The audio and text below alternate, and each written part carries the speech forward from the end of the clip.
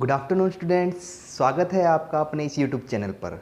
आज के इस वीडियो में हम करने वाले हैं क्लास 9th का हमारा जो चैप्टर है, फर्स्ट चैप्टर हमारे आसपास के पदार्थ। इससे पिछले वीडियो में हमने किया था अपने आसपास के पदार्थ में कि हमारे जो कण के गुणधर्म पदार्थ कैसे बना होता है, कण के गुणधर्म क्या होते हैं और पदार्थ की कितनी अवस्थाएँ होती हैं। पिछली वीडियो में हमने किया था कि पदार्थ की 3 अवस्थाएँ होती हैं, ठोस, द्रव और गैस। आज हम करेंगे कि हम एक अवस्था से पदार्थ की एक अवस्था से दूसरी अवस्था में कैसे परिवर्तन कर सकते हैं। जैसे कि मेरे पास यहाँ पर है पदार्थ की अवस्था में परिवर्तन, कि पदार्थ की अवस्था में हम कैसे परिवर्तन कर सकते हैं। तो पदार्थ की अवस्था में परिवर्तन करने के लिए हमें क्या क्या जरूरी होता है। सबसे पहली हमारे पास जो बात है, जो हमारे पास सबसे इम्पॉर्टेंट है कि तापमान में परिवर्तन करके या तापमान में बदलाव करके हम क्या कर सकते हैं, पदार्थ के उसमें अवस्था में परिवर्तन कर सकते हैं। देखो कैसे कर सकते हैं। हम पदार्थ लेते हैं जो हमारे पास क्या है, ठोस है। जैसे मेरे पास यहाँ पे ले लिया मैंने, बर्फ़ का एग्जाम्पल ले लिया। क्या है, बर्फ़ मेरे पास क्या होती है, ठोस होती है। अगर मैं इसका तापमान बढ़ाता हूँ, बर्फ़ का अगर मैंने इसे क्या करा, तापमान बढ़ाता हूँ तो किस में चेंज होता है, द्रव में, पानी में चेंज होती है। और पानी क्या है मेरे पास, द्रव। पानी क्या है मेरे पास, द्रव। अब यानी कि ठोस अवस्था से किस में चेंज हो गया, ये द्रव में चेंज हो गया। अगर मैं इसका और तापमान बढ़ाता हूँ तो मेरे पास ये पानी जो है किस में चेंज हो जाएगा, यहाँ पर किस में चेंज हो जाएगा, ये गैस में चेंज हो जाएगा। तो ये गैस मेरे पास क्या होगी, वाष्प बन जाएंगे इसके, वाष्प में यानी कि मेरे पास क्या होगी, ये गैस। तो यानी कि जब मैंने तापमान इसका और बढ़ाया तो मेरे पास इसकी अवस्था में और परिवर्तन हो गया, वाष्प से किस में बदल गया, ये गैस में बदल गया। और ऐसे ही अगर मैं दूसरा मेरे पास क्या है इसमें, दाब, कि दाब में परिवर्तन करके हम इसका क्या कर सकते हैं, बढ़ा सकते हैं। जैसे मेरे पास दाब से कैसे होगा, दाब यानी कि प्रेशर, दाब क्या होता है, प्रेशर बढ़ाना। अब जैसे मैं एग्जाम्पल लेता हूँ किसका, गैस का मैंने एग्जाम्पल लिया। गैस का मैंने क्या बढ़ाया, दाब बढ़ाया। हाँ जी, आ जाओ।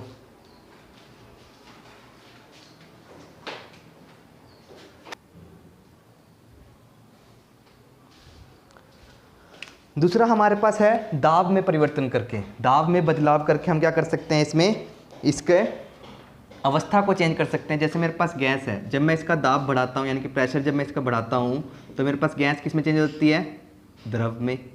गैस किस में चेंज होती है, द्रव में। और इसको और बढ़ाता हूँ इसका दाब तो किस में चेंज होता है, ये ठोस में। क्यों, इसका रीज़न क्या होता है हम इसमें देखेंगे। जैसे अब मैंने यहाँ पर इसमें डायग्राम बना रखा है कि द्रव को अगर मैंने ठोस में बदलना है तो इस प्रक्रिया को क्या बोलता हूँ, जमना बोलता हूँ। क्या बोलता हूँ, जमना। और ठोस से द्रव में बदलने की प्रक्रिया को बोलता है संलग्न। क्या बोला जाता है, संलग्न। ऐसी द्रव से गैस में बदलने की द्रव से गैस में क्या बोला जाता है, वाष्पीकरण। और गैस से द्रव में बदलने को क्या बोलते हैं, संघनन। क्या बोलते हैं हम, संघनन बोलते हैं। सिमिलरली मेरे पास क्या है, ठोस से गैस में बदलने की प्रक्रिया को क्या बोलते हैं, ऊर्ध्वपातन। क्या बोलते हैं, ऊर्ध्वपातन। और गैस से ठोस में बदलने की क्या बोलते हैं, निक्षेपण। तो इनको अब हम क्या करते हैं, डिटेल में पढ़ेंगे। तो चलिए देखते हैं आगे हम कि हमारे पास क्या क्या इसमें हो सकता है।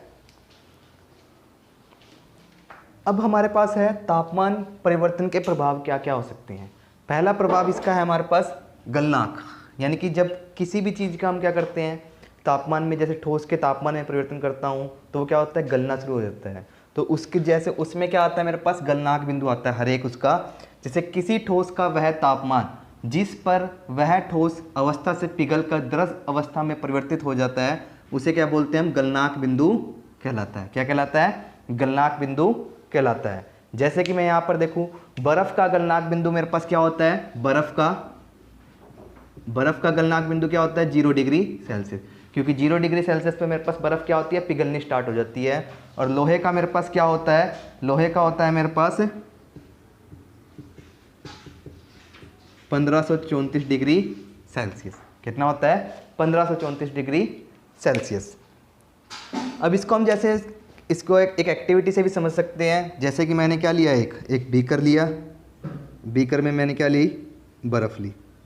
क्या ली मैंने, बर्फ़ ली। इसके नीचे क्या लगा ली मैंने, एक स्टॉप रख दिया, आग लगा दी इसमें, इसमें से हीट निकली। जब से इसमें से हीट निकलेगी, इसमें क्या रख दिया मैंने, इसमें टेम्परेचर रख दिया, टेम्परेचर नोट करने के लिए। अभी इसका टेम्परेचर क्या है मेरे पास, माइनस में होगा।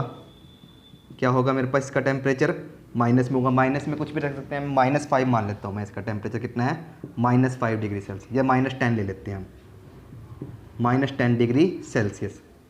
ठीक है। तो जैसे जैसे मैंने क्या किया, इसके नीचे क्या रखी है, हीट लगाई, जैसे इसके नीचे क्या लगाया, आग लगाई, तो इसका टेम्परेचर क्या होगा, बढ़ना स्टार्ट हो जाएगा। धीरे धीरे उसका टेम्परेचर कितना हो गया, -5 डिग्री सेल्सियस हो गया, -5 डिग्री सेल्सियस हो गया। फिर उसका टेम्परेचर कितना आ गया, 0 डिग्री सेल्सियस हो गया। अब 0 डिग्री सेल्सियस पर ये नहीं कि एकदम से ये पिघल जाएगी। 0 डिग्री सेल्सियस के बाद ये जो, अब ये जो सी, अब क्या हुआ, मैंने जो इसको हीट दी है, जैसे मैंने इसको हीट दी, उससे इसका क्या हुआ, टेम्परेचर चेंज हुआ। फिर दोबारा से इसका टेम्परेचर चेंज हुआ। 0 डिग्री पर आकर ये क्या होगा, इसका टेम्परेचर चेंज होने में थोड़ा क्या हो जाएगा, प्रोसेस क्या हो जाएगा, कम हो जाएगा, यानी कि इसका टेम्परेचर जो है चेंज नहीं होगा जब तक ये पूरी बर्फ़ जो है पिघल नहीं जाएगी, जब तक ये पूरी बर्फ़ पिघल नहीं जाएगी। लेकिन उसको हीट तो मैं अभी भी दे रहा हूँ, एनर्जी तो उसको अभी भी दे रहा हूँ, आग तो मैं उसमें अभी भी लगा रहा हूँ, तो वो ऊर्जा मेरे पास जा आ रही है। ये ऊर्जा जो है, जो मेरे पास जो बर्फ़ है, जो उसकी ठोस अवस्था है, उसको किस में परिवर्तित कर रही है, द्रव अवस्था में परिवर्तित कर रही है। लेकिन उसका टेम्परेचर अभी भी क्या है, 0 डिग्री सेल्सियस ही है। जब तक वो पूरी बर्फ़ पिघल कर मेरे पास द्रव में नहीं हो जाएगी, जब तक उसका टेम्परेचर बढ़ना स्टार्ट नहीं होगा। तो इसी ऊर्जा को जो इसमें हम देते हैं, जो 0 डिग्री सेल्सियस पर जब ये बर्फ़ में पूरी में पिघल जाती है, जो ऊर्जा हम देते हैं, उस ऊर्जा को बोला जाता है संलग्न की प्रस्तुत ऊष्मा। क्या बोला जाता है उसके, संलग्न की प्रस्तुत ऊष्मा। तो क्या इसकी डेफिनेशन क्या होती है, इसकी परिभाषा होती है, वायुमंडल दाब पर 1 केजी ठोस को, यानी कि 1 केजी यानी कि 1 केजी ठोस को, जैसे मेरे पास बर्फ़ है तो उसके गलनांक द्रव में बदलने के लिए जितनी ऊष्मा की आवश्यकता होती है, यानी कि उसको द्रव में बदलने के लिए जितनी ऊष्मा की आवश्यकता होती है, उसे ही क्या बोला जाता है, संलग्न की प्रस्तुत ऊष्मा कहते हैं। क्या कहते हैं, उसे ही संलग्न की प्रस्तुत ऊष्मा। कैसे, जैसे मैंने आपको इस एग्जाम्पल में बताया, तो इसे हम बोलते हैं संलग्न की प्रस्तुत ऊष्मा। जो छुपी हुई जो एनर्जी होती है उसे बोलते हैं हम प्रस्तुत ऊष्मा। तो आगे इसका अगला टॉपिक देखते हैं। अब सेकंड पॉइंट है हमारे पास इसमें, क्वथनांक बिंदु क्या होता है, क्वथनांक बिंदु। तो क्वथनांक बिंदु को समझने के लिए पहले आप क्या, इसमें डेफिनेशन क्या है इसकी देखिए, किसी द्रव का वह तापमान जिस पर वह द्रव अवस्था को छोड़कर गैसीय अवस्था में बदल जाता है। द्रव अवस्था को छोड़कर किसमें,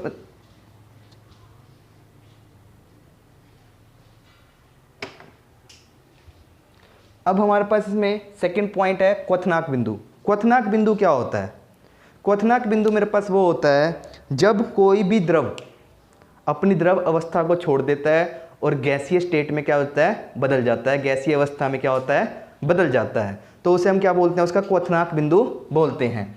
जैसे इसकी डेफिनेशन क्या है, किसी द्रव का वह तापमान, किसी द्रव का वह तापमान जिस पर वह द्रव अवस्था को छोड़कर गैसीय अवस्था में परिवर्तित हो जाता है, उसे क्वथनांक बिंदु कहलाता है। तो यहाँ पर हम बात करते हैं पानी की। जैसे पानी का क्वथनांक बिंदु मेरे पास क्या होता है, 100 डिग्री सेल्सियस होता है। कितना होता है, 100 डिग्री सेल्सियस। क्यों, क्योंकि 100 डिग्री सेल्सियस पर क्या होता है, ये अपनी अवस्था को क्या कर देता है, वाष्प में अपनी अवस्था को गैसीय अवस्था में क्या कर देता है, चेंज कर देता है, यानी कि इसके क्या बन जाते हैं, वाष्प बन जाते हैं। और अगला है मेरे पास, जैसे इसी में आता है मेरे पास वाष्पीकरण की गुप्त ऊष्मा क्या होती है, वाष्पीकरण की गुप्त ऊष्मा क्या होती है, इसी का पॉइंट है मेरे पास। तो समझते हैं हम इसको। देखो, वाष्पीकरण की गुप्त ऊष्मा क्या होती है, वायुमंडल दाब पर 1 केजी द्रव को उसके क्वथनांक पर गैस में बदलने के लिए, यानी कि उसके क्वथनांक पर गैस में बदलने के लिए जितनी ऊष्मा ऊर्जा की आवश्यकता होती है, उसे क्या बोला जाता है, वाष्पीकरण की गुप्त ऊष्मा बोला जाता है। क्या बोला जाता है उसे, वाष्पीकरण की गुप्त ऊष्मा। तो इसको समझने के लिए हम एक एक्टिविटी करेंगे, उस एक्टिविटी को ध्यान से समझना। तो उस एक्टिविटी में देखते हैं, जैसे कि मैंने क्या लिया, एक बीकर लिया, एक मैंने क्या लिया, बीकर लिया, और बीकर में क्या लिया मैंने, पानी लिया,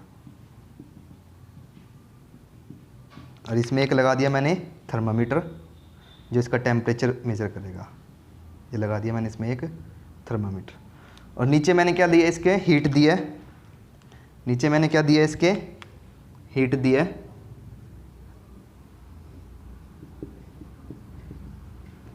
नीचे मैंने क्या दी, इसको हीट दी, जिससे कि इसका पानी का टेम्परेचर जो है बढ़ना स्टार्ट हो गया।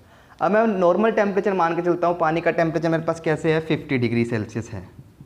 धीरे धीरे मैंने इसको क्या दी, आग दी मैंने इसको। इसका टेम्परेचर कितना हो गया, 60 डिग्री हो गया। यानी कि जितनी मैं इसमें ऊष्मा दे रहा हूँ वो किस में चेंज हो रही है, उसके टेम्परेचर में क्या हो रहा है, उसके तापमान में क्या हो रही है, वृद्धि हो रही है।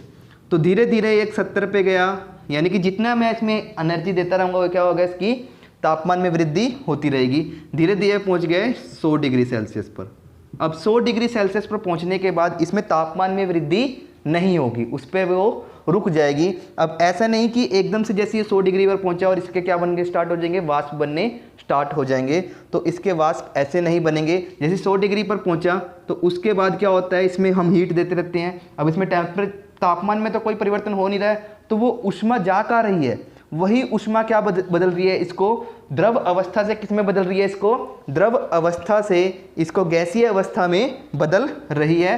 तो यहीं पर हम इसको बोलते हैं, जैसे मेरे पास क्या बोलता है, वायुमंडल 1 kg द्रव को, यानी कि क्वथनांक बिंदु इसे बोला जाता है, जिस पर ये क्या होता है हमारे पास द्रव अवस्था में। इसी को हम बोलते हैं वाष्पीकरण की गुप्त ऊष्मा बोलते हैं। यानी कि जिसमें, यानी कि जब 100 डिग्री सेल्सियस पर पहुंच जाता है, जब हम उसको गर्म करते हैं तो उसमें बिल्कुल भी उसके तापमान में वृद्धि नहीं होती, और उस टाइम वो उसमें किस में बदल जाता है, वाष्प में बदल जाता है। उसे ही बोला जाता है वाष्पीकरण की गुप्त ऊष्मा। जैसे इसकी डेफिनेशन मेरे पास ये दे रखी है, तो ये नोट कर लो आप। अब आगे इसमें हमारा ऊर्ध्वपातन। क्या होता है ऊर्ध्वपातन, पदार्थ द्रव अवस्था में परिवर्तन हुए बिना सीधे किसमें, ठोस अवस्था में परिवर्तन होना। ठोस अवस्था से सीधे किस में बदलना, गैस में बदलना क्या कहलाता है, ऊर्ध्वपातन कहलाता है। यानी कि पदार्थ जब हमारे पास क्या होता है, जब वो कोई पदार्थ जैसे वो कि द्रव, जैसे कोई ठोस पदार्थ है, उसका सीधे किस में बदलना, गैस में बदलना, सीधे से गैस में बदलना क्या कहलाता है, ऊर्ध्वपातन कहलाता है। सिमिलरली निक्षेपण क्या होता है, गैस से सीधे ठोस में बदलने की प्रक्रिया को। जो गैस से किस में सीधा ठोस में बदलता है उसे क्या बोलते हैं, हम निक्षेपण बोलते हैं। तो चलिए इसको हम एक एक्टिविटी से समझते हैं। हमने क्या लिया है, एक एक्टिविटी से समझने के लिए मैंने क्या लिया है, एक ये बर्नर लिया, एक ट्राइपॉड लिया, एक इसके नीचे क्या रखा हमने, स्टोव रखा, और इसको ये हीट, और इसके ऊपर रखी हमने ये चाइना डिश। इसमें हमने लिया अमोनिया क्लोराइड। क्या लिया हमने, इसको अमोनिया क्लोराइड लिया इसमें थोड़ा हमने, और इसके ऊपर लगा दी हमने कीप। अब इस कीप को क्या कर दिया हमने, ऊपर से रुई लगा के ऊपर से हम क्या कर देते हैं, इसे बंद कर देते हैं। यहाँ पर हमने इसको रुई लगा के बंद कर दिया पूरा। अब ये मेरे पास क्या है, अब जैसे जैसे मैंने इसको नीचे से हीट देना स्टार्ट किया है, अब ये जो अमोनिया क्लोराइड का मेरे पास जो पाउडर है, ये क्या है मेरे पास, ठोस है। ये क्या है, ठोस है। तो ये डायरेक्टली किस में, जब इसको मैं हीट दूंगा तो ये क्या हो जाएगा, डायरेक्टली किस में चेंज हो जाएगा, गैस में चेंज हो जाएगा, और ऊपर इधर जमा हो जाएगा। गैस में चेंज होने के बाद ऊपर जमा हो जाएगा इधर की तरफ, ऐसे इधर जमा हो जाएगा गैस की फॉर्म में। यानी कि सीधा ये ठोस किस में चेंज हो गया, मेरे पास गैस में बदल गया। तो इसे क्या बोला मैंने, ऊर्ध्वपातन। क्या बोला, जब ठोस सीधा किस में बदल जाता है मेरे पास, जब ठोस सीधा गैस में बदल जाता है तो उसे क्या बोलते हैं हम, ऊर्ध्वपातन बोलते हैं। क्या बोलते हैं उसे हम, ऊर्ध्वपातन। अब इसका समझते हैं निक्षेपण। अब मैं क्या कर देता हूँ, नीचे से स्टोव को बंद कर देता हूँ, हीट देना क्या कर देता हूँ, बंद कर देता हूँ। अब मैंने इसको हीट देना बंद कर दिया, तो अब जो मेरे पास ये जो गैस थी, ये जो मेरे पास इसमें जो गैस है, ये क्या हो जाएगी, इधर जमना स्टार्ट हो जाएगी। इधर क्या हो जाएगी, जमना स्टार्ट हो जाएगी। अब ये मेरे पास जो गैस है किस में बदल गई है, डायरेक्टली इधर क्या हो जाएगी, जमना स्टार्ट हो जाएगी। तो इसे हम क्या बोलते हैं, सीधा किस में बदल गई, ठोस में बदल गई। किस में बदल गई, ये सीधा गैस से ठोस में। तो इसे क्या बोलते हैं, हम निक्षेपण बोलते हैं। क्या बोलते हैं, निक्षेपण। अब इसको आपके पास इसको अच्छे से समझ में आ गया होगा। इसमें हमने क्या लिया थे, अमोनिया क्लोराइड। अब ऐसे कौन कौन से पदार्थ होते हैं जिनमें ऊर्ध्वपातन और निक्षेपण होता है मेरे पास। सबसे पहला तो मेरे पास कौन सा है, अमोनिया। नंबर 1 कौन सा है मेरे पास, अमोनिया क्लोराइड, और दूसरा क्या होता है मेरे पास जो पूजा में यूज होता है, कपूर, जो पूजा की सामग्री में यूज होता है कपूर। कपूर भी मेरे पास कौन सा है, ऐसा ही पदार्थ है जो ठोस से किस में, गैस में बदल जाता है, और गैस से किस में बदल जाता है, ठोस में बदल जाता है। ये आपने इसमें, ऐसे तो बहुत सारे पदार्थ हैं लेकिन हमने यहाँ पर इनके दो के बारे में ही करना है। अब है हमारे पास दाब में परिवर्तन करने पर अवस्था में क्या परिवर्तन आते हैं। तो दाब में परिवर्तन करने पर, जैसे यदि तापमान घटने पर, जैसे मैंने एक एग्जांपल लिया किसका, सिलेंडर का। सिलेंडर में गैस लेकर उसे संपीड़ित करें। संपीड़ित करना क्या होता है, गैस को क्या करना, कंप्रेस करना, यानी कि उस पर दबाव बढ़ा के उसके यानी कणों को नज़दीक लेके आना। संपीड़ित करना यानी कंप्रेस करना होता है, उसके दबाना करे तो कणों के बीच की दूरी क्या हो जाती है, कम हो जाएगी और गैस द्रव में बदल जाएगी। जैसे हमारे पास एलपीजी जो होती है, जो सिलेंडर के अंदर जो एलपीजी गैस जो होती है किसकी फॉर्म में होती है, लिक्विड की फॉर्म में होती है। वो इसी तरह से होती है क्योंकि उसको कंप्रेस करा जाता है, उसको दबाव, उसमें दबाव क्या करा जाता है, ज़्यादा किया जाता है, जिससे जो अब हमारी जो गैस होती है किसकी फॉर्म में होती है, द्रव की अवस्था में होती है। क्या होता है, दाब बढ़ने से कण नज़दीक आते हैं, यानी कि दाब बढ़ने से मेरे पास कण क्या आते हैं, जो भी गैस के कण क्या है, नज़दीक आएंगे, और दाब घटने से क्या होता है, कण जो है दूर चले जाते हैं। जैसे यहाँ पर मैंने एक एक्टिविटी दिखाई है, मैंने एक सिलेंडर लिया और ऊपर लगाया पिस्टन, ये क्या है मेरे पास, गैस। जब इसमें कोई भी प्रेशर नहीं है तो किसमें, कौन सी अवस्था में है, ये गैस की अवस्था में है। जब मैंने इसके ऊपर क्या बढ़ाया, दबाव को बढ़ाया, यानी कि मैंने इसके पिस्टन से यानी कि इसको प्रेशर इसको करा तो किस में बदल गया, ये द्रव में, क्योंकि इसके कण के आगे पास आ गए, द्रव में बदल गया। फिर जब मैंने इसको और बढ़ाया, मैंने इसके दबाव जो मैंने इसके ऊपर जब और बढ़ाया तो मेरे पास ये किस में बदल गया, ठोस में बदल गया। तो यही वैसे ही मेरे पास किस में होता है, एलपीजी का जैसे जो हमारे पास एग्जांपल है वो भी किस में होती है, गैस होती है। लेकिन जो सिलेंडर के अंदर जब उसको भरा जाता है किसकी फॉर्म में होती है, वो लिक्विड की फॉर्म में होती है, क्योंकि उसमें दबाव उसका इतना बढ़ा दिया जाता है गैस, क्योंकि वो किस में, द्रव अवस्था में बदल जाती है। अब हमारे पास इस चैप्टर का, इस पार्ट का लास्ट टॉपिक है जिसमें हमारे पास क्या है, वाष्पीकरण। वाष्पीकरण हमारे पास क्या होता है, यानी कि हमारे पास द्रव का वाष्प में बदलना क्या कहलाता है, वाष्पीकरण कहलाता है। अब इसकी डेफिनेशन हमारे पास क्या बनती है, जैसे कि यह सतह पर होने वाली प्रक्रिया है। किस पर होने वाली, जैसे हमारे पास जो पानी जो है, पानी की सतह पर ही होती है, यानी कि ऊपरी भाग पर वो यह प्रक्रिया होती है, जिसमें द्रव पदार्थों में सतह के कण क्वथनांक से नीचे, क्वथनांक से, जो उसका क्वथनांक है, जो उसका क्या है, बॉइलिंग पॉइंट है, उससे नीचे किसी भी तापमान पर वाष्प में बदलने लगते हैं। इसे प्रक्रिया को क्या बोलते हैं, वाष्पीकरण कहते हैं। अब इसका एग्जाम्पल लो, एग्जाम्पल क्या है वाष्पीकरण, जैसे हम अपने कपड़े सुखाते हैं, धूप में कपड़े सुखाते हैं। अब जो कपड़ों का जो गीलापन है वो क्या होता है, जो उसका पानी है वाष्प बनकर क्या होता है, उड़ जाता है। तो ये किसका एग्जाम्पल है, वाष्पीकरण का एग्जाम्पल है। दूसरा एग्जाम्पल लो कि आपने क्या लिया, एक ग्लास लिया, एक ग्लास लिया,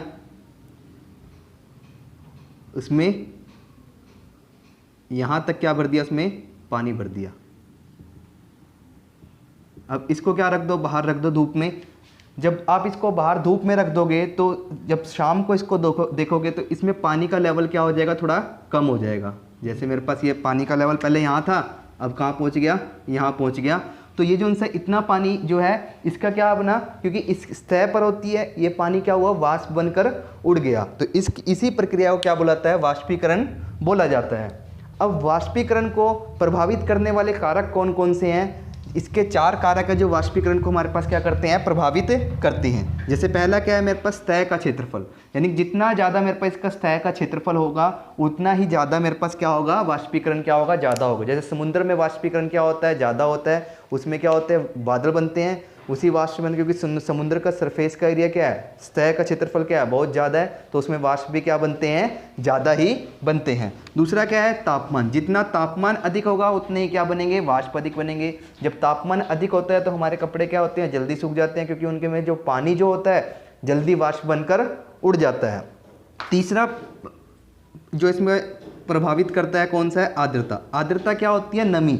वायु में अगर नमी ज़्यादा होगी तो वाष्प क्या बनेंगे, कम बनेंगे। वायु में अगर पहले से ही नमी है तो उसके क्या बनेंगे, वाष्प क्या बनेंगे। जो हमारे जब मान लो जब हम कपड़े जब सुखाते हैं, जब वायु में नमी होती है हमारे कपड़े भी क्या होते हैं, देर से सूखते हैं। क्यों, क्योंकि उनके जो है वाष्प नहीं बन पाते। तो यानी कि जब हम कह सकते हैं अगर ह्यूमिडिटी यानी कि इंग्लिश जैसे इसे ह्यूमिडिटी बोलते हैं, नमी बोलते हैं, जब नमी जब होती है तो इससे क्या होते हैं, जो हमारे वाष्प जो हैं कम बनते हैं। चौथा जो कारक है हमारे पास इसका वायु की गति, जितनी ज़्यादा वायु की गति होगी उतने ही ज़्यादा हमारे पास क्या बनेंगे, वाष्प बनेंगे। तो ये था हमारे पास फर्स्ट चैप्टर का। आपको मैंने 2 वीडियो में इसका टॉपिक सारे टॉपिक जो है कवर कर दिए हैं, इनको आप ध्यान से करें और इसके बेस पे क्वेश्चन आंसर करेंगे हम नेक्स्ट वीडियो में। धन्यवाद।